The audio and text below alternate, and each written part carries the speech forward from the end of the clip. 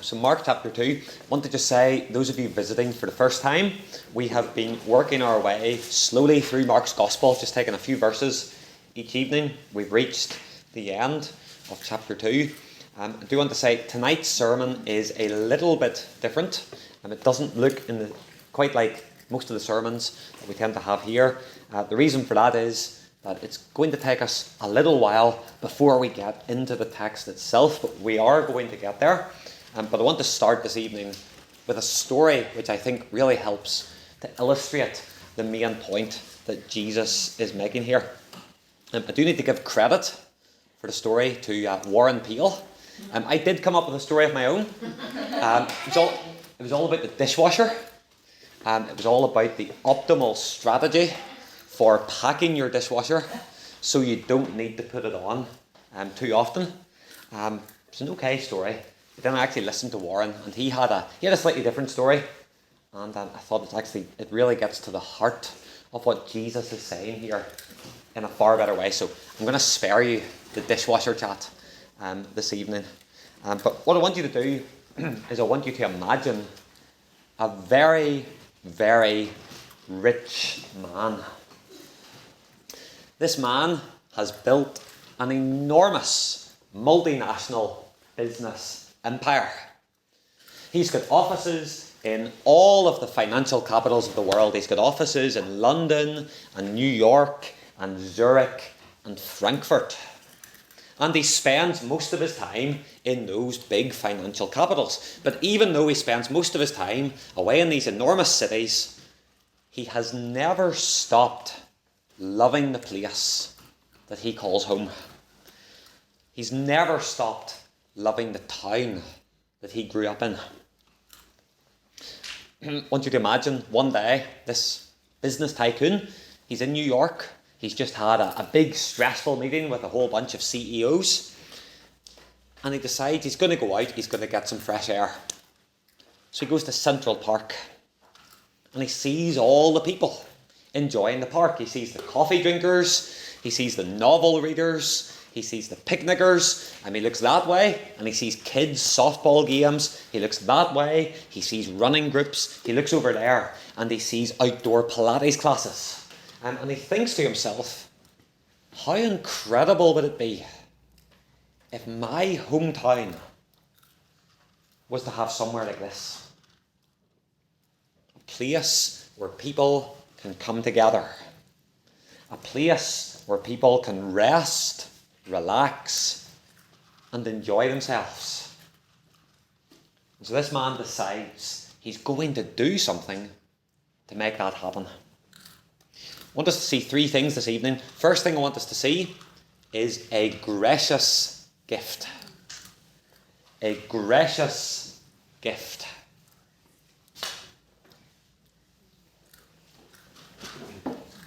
So this rich businessman, he goes back to his office, and immediately he starts to draw up plans for a brand new town park in his hometown.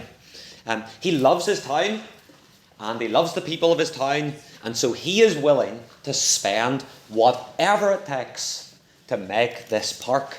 And he spends millions. He spends millions just buying the right site in the first place. He finds the perfect place for this park, but the person who owns the ground isn't going to give it away cheaply, but he doesn't mind.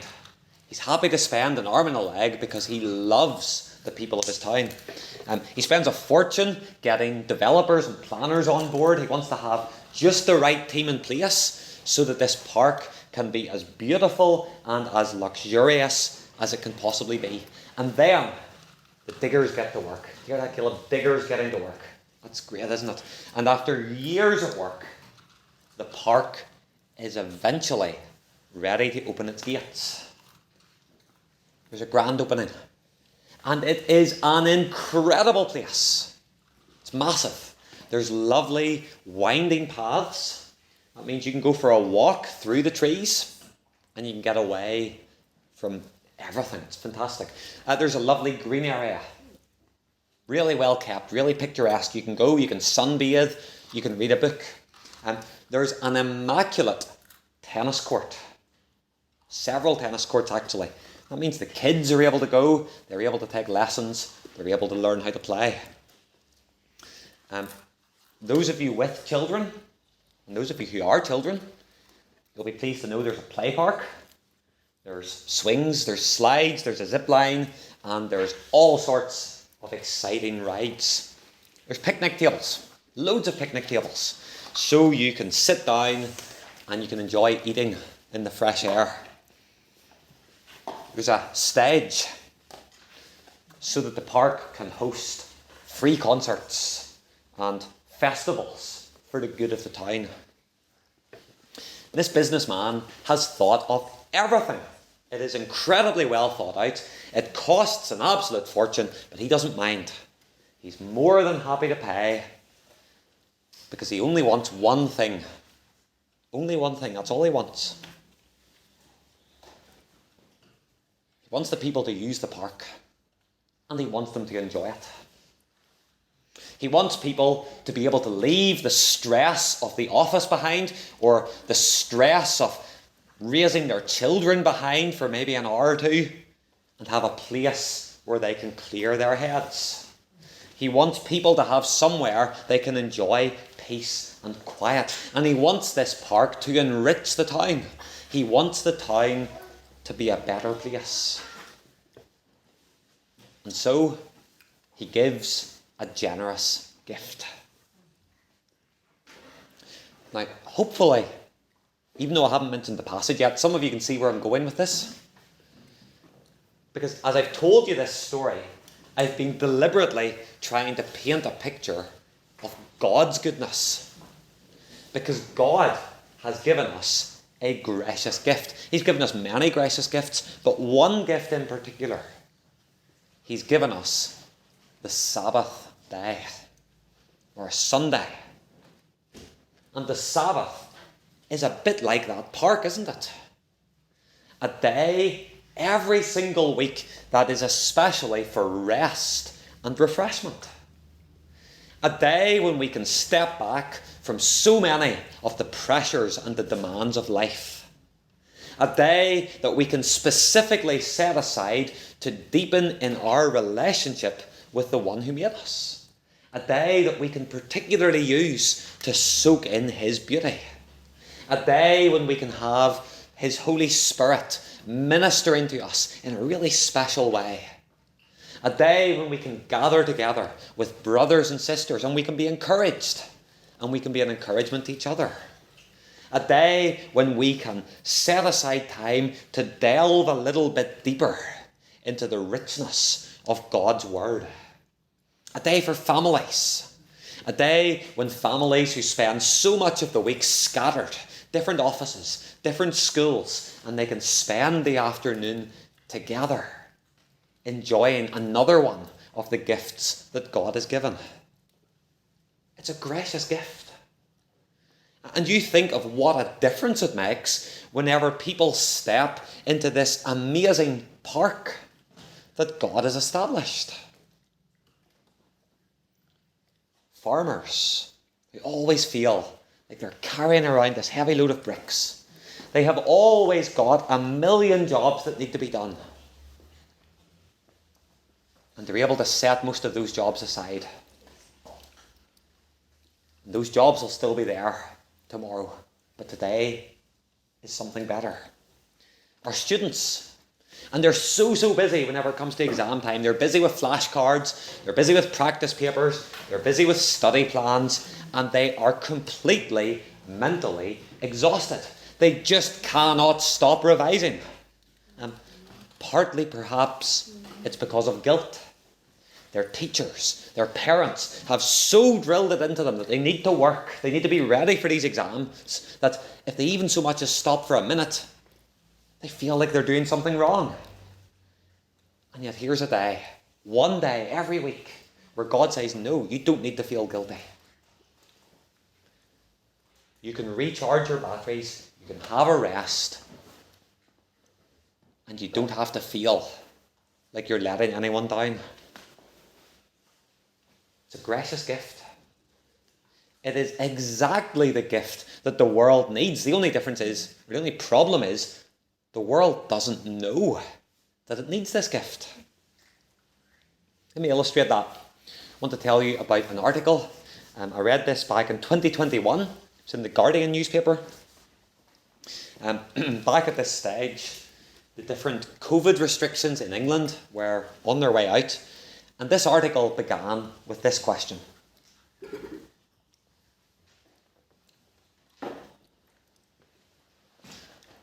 Are you going to miss the positive aspects of lockdown? Are you going to miss it so much that you're going to create your own personal family lockdown days? Sorry, your own personal regular lockdown days just for you and your family. And I hope we can understand where the writer's coming from with that article, because he can see that even before COVID, there were all sorts of massive problems with society. He could see that people just weren't happy. He could see that people were stressed out. He could see that people were going to work, or they were going through their studies, and they might as well have been running round and round and round and round on a hamster wheel, and they're not getting anywhere at all. They're exhausted. This writer's thought, you know what would be a great idea? If people could have a regular day where they can get away from the grind. A regular day when they can recharge their batteries and they can focus on things that really matter. They can spend their time doing something that's more fulfilling. Maybe even once a week.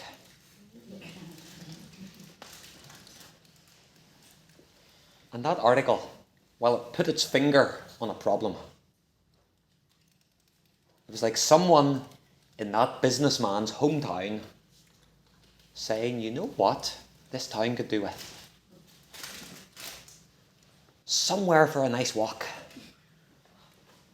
Somewhere that we can go and enjoy the peace and quiet. Somewhere that the children can go and play. Oh, wouldn't it be great if someone built a place like that? Sabbath, Sunday, the Lord's Day. It's a generous, gracious gift from God. And if we use it the way that God says we're to use it, we're going to find that it is an incredible blessing.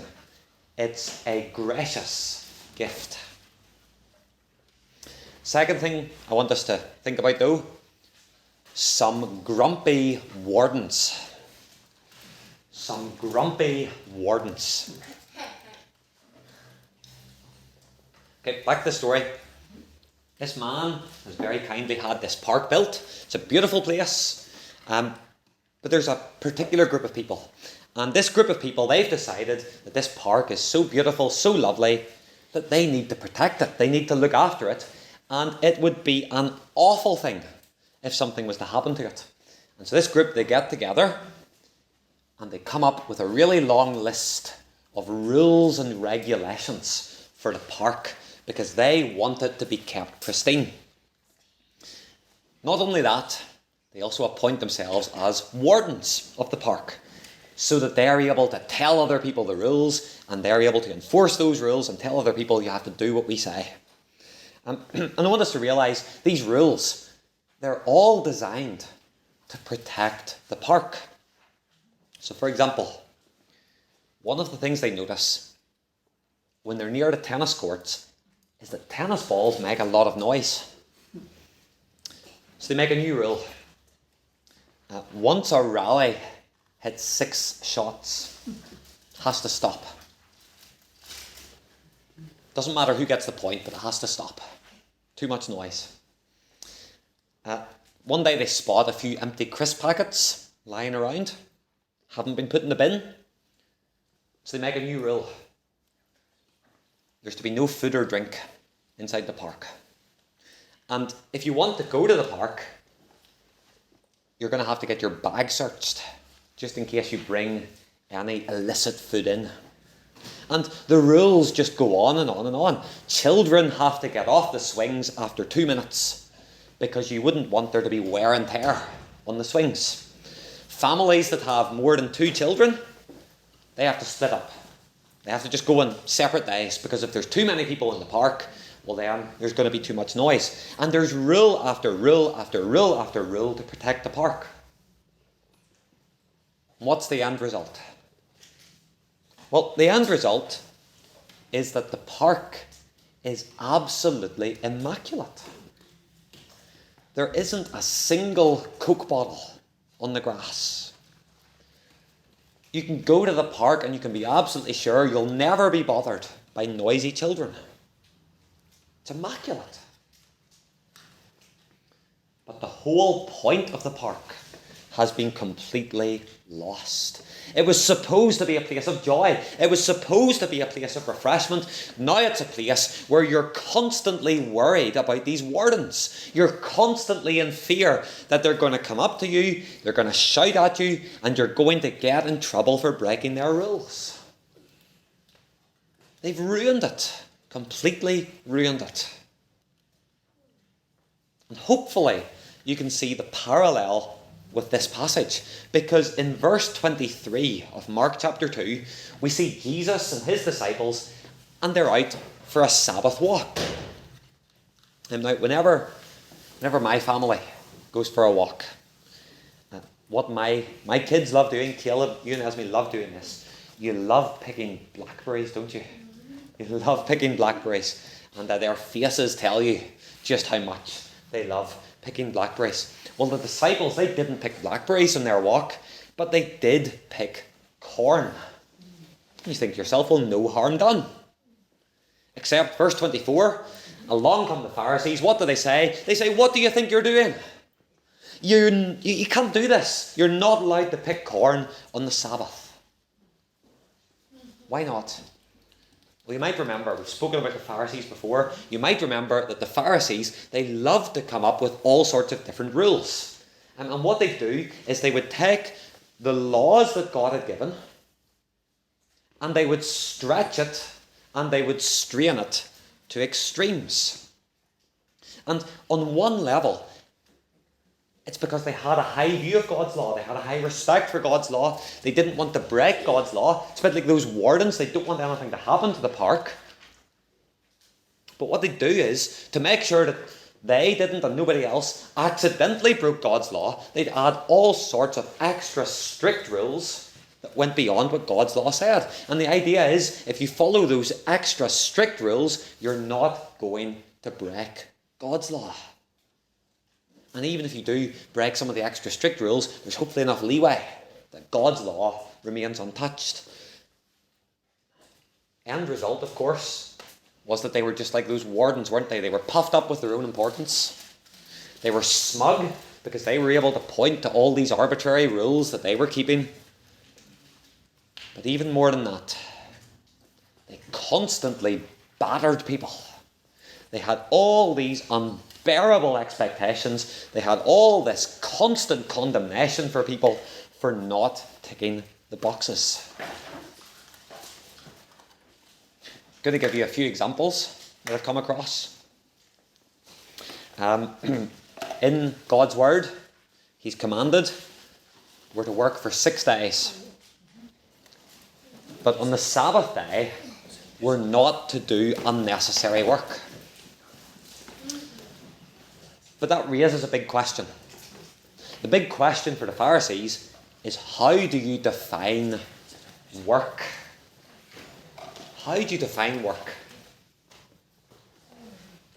Well, apparently, the Pharisees came up with 39 different categories of activity that were forbidden on the Sabbath day. And the level of detail was quite something. So, for example, something we'll bear in mind, perhaps, whenever we set up, pack up after the service, are you allowed to move a chair on the Sabbath? The answer is, it depends. If you lift it, that's okay. If you drag it, well, if you drag the chair, you might make a rut in the ground. And if you make a rut in the ground, then technically You're ploughing. That's work. So you can't drag your chair. They had regulations for how you would wash yourself on the Sabbath, how you would pour the water. Because if you poured the water in the wrong way and some of the water splashed on the floor, technically what are you doing? Well, you're washing the floor. And that would be work. And these Pharisees, they had all sorts of different debates. Can you eat an egg on the Sabbath? Can you eat an egg Monday through to Friday if the hen has actually laid the egg on the Sabbath day? And even today, you might have come across this, but even today, Orthodox Jews, they have all sorts of ingenious workarounds so that they're not breaking any of these very strict rules on the Sabbath day. So for example, in areas with lots of Orthodox Jews, you can buy Sabbath timer switches. And that means that you don't have to press the button on your oven on the Sabbath. You can still have your home cooked food. The oven will still do its work, but you don't have to be the one to press the button.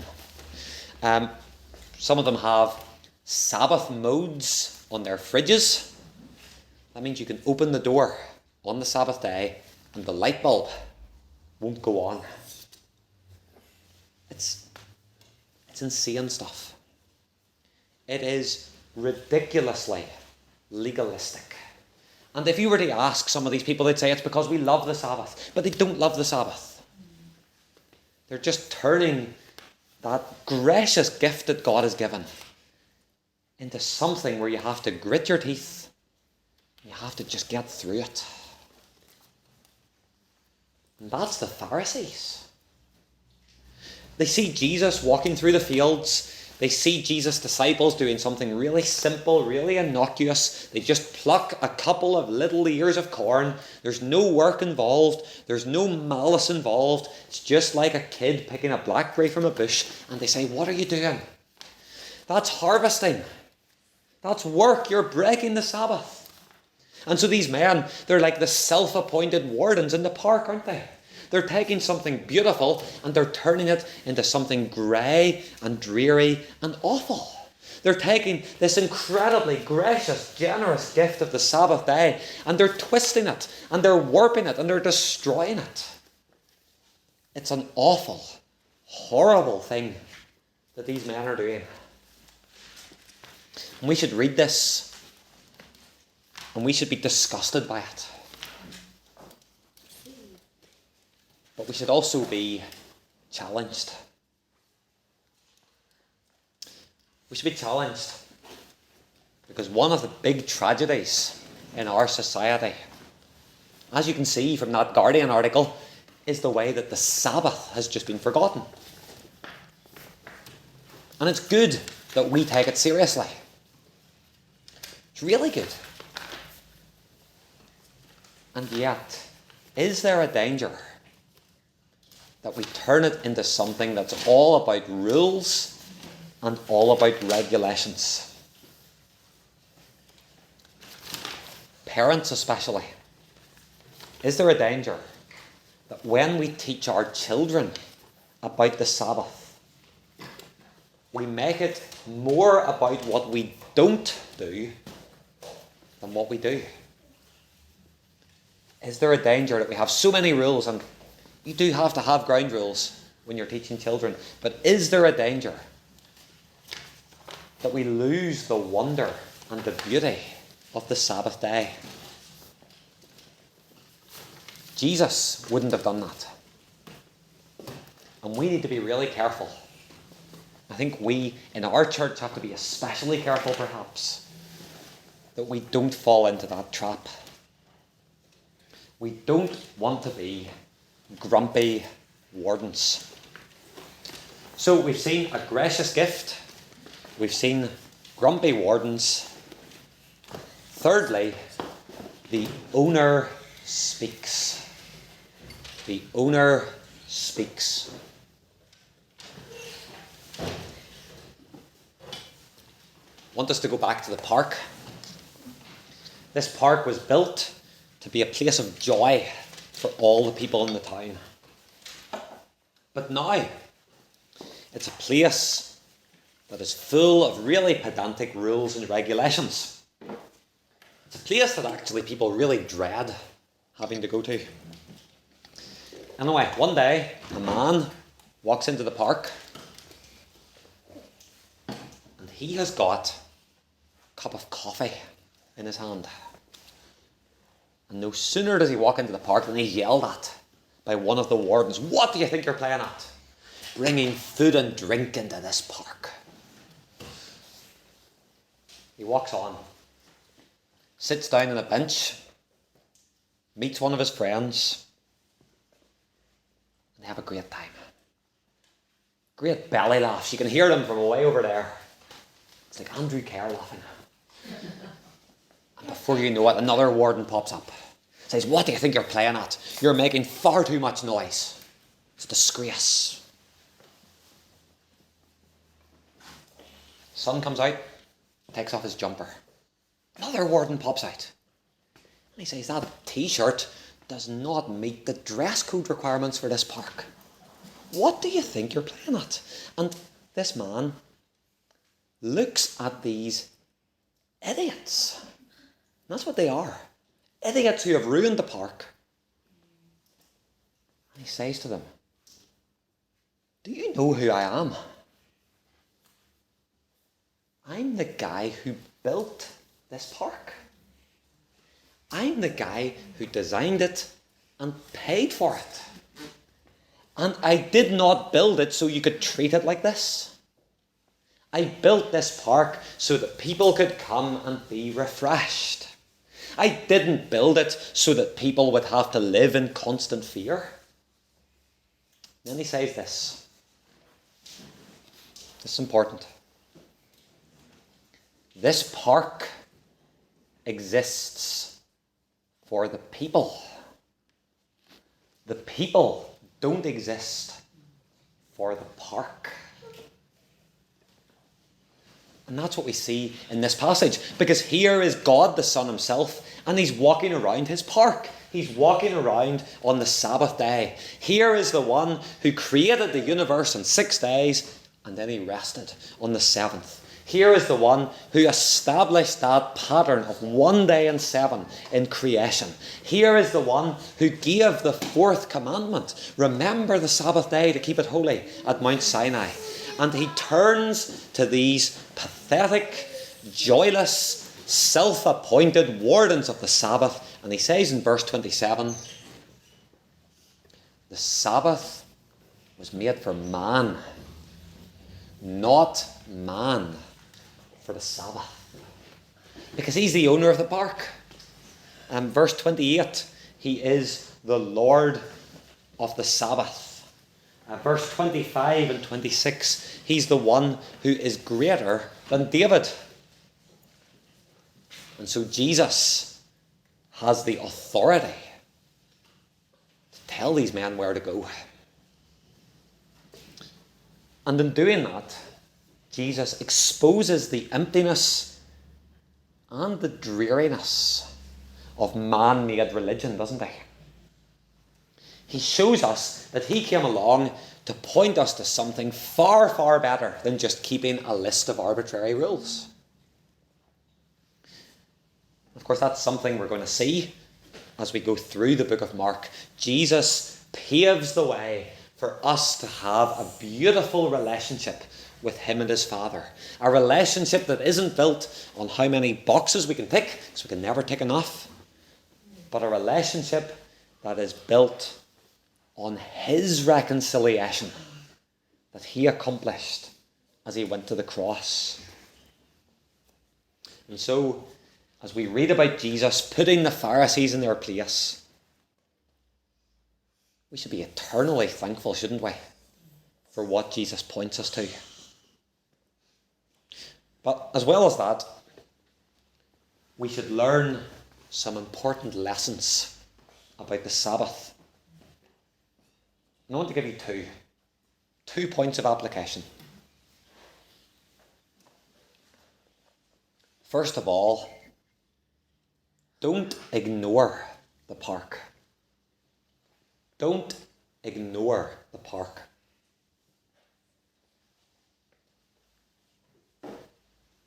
This is nothing against our town park here in Letterkenny, but imagine we had a park like this.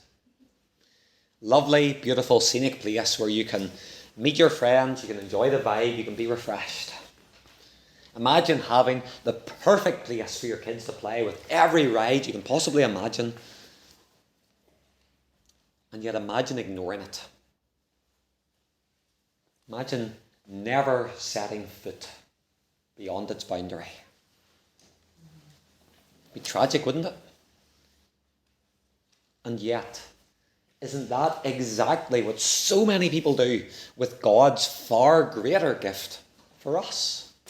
He's given us this one day in 7, this day when we can step away from the grind, we can be refreshed, and yet so many people completely ignore it. They make the Sabbath like any other day. So I want to encourage you, go to the park and camp out in the park. Spend as much time breathing it in as you possibly can. It's great you're at church. And that's definitely one of the applications of this passage. But I want to encourage you, during the parts of the day when you're not at church, don't turn Sabbath into just another weekday or even just another Sabbath. Take advantage of this gracious gift. Use it in the most profitable way you can possibly imagine. Use it to focus on your relationship with God. Use it to rest. And take advantage of this gracious gift. Camp out in the park. The second application. Don't turn the park into a dreary place. Don't turn the park into a dreary place. Let's never fool ourselves into thinking that the Sabbath day is all about a list of rules and nothing more. Let's love it. Let's delight in it. Let's look forward to the Sabbath day. Let's look forward to the time we spend in worship. Let's look forward to the time we spend resting. Let's look forward to the fellowship we have with our brothers and sisters. And those of us who are parents, or those who will be parents, let's train our children not to just tick a bunch of boxes. Let's train them to love this park and to camp out in this park and to bask in its glory. In other words, let's be like Jesus. Let's teach our children to be like Jesus. He's the Lord of the Sabbath. He's the one who designed not man for the Sabbath, but the Sabbath for man. And he is the man, more than anyone else who has ever lived, who enjoyed the Sabbath day. So let's strive to be like the Lord Jesus. Let's strive to enjoy this gracious gift as much as we possibly can. Well, let's close by singing praise.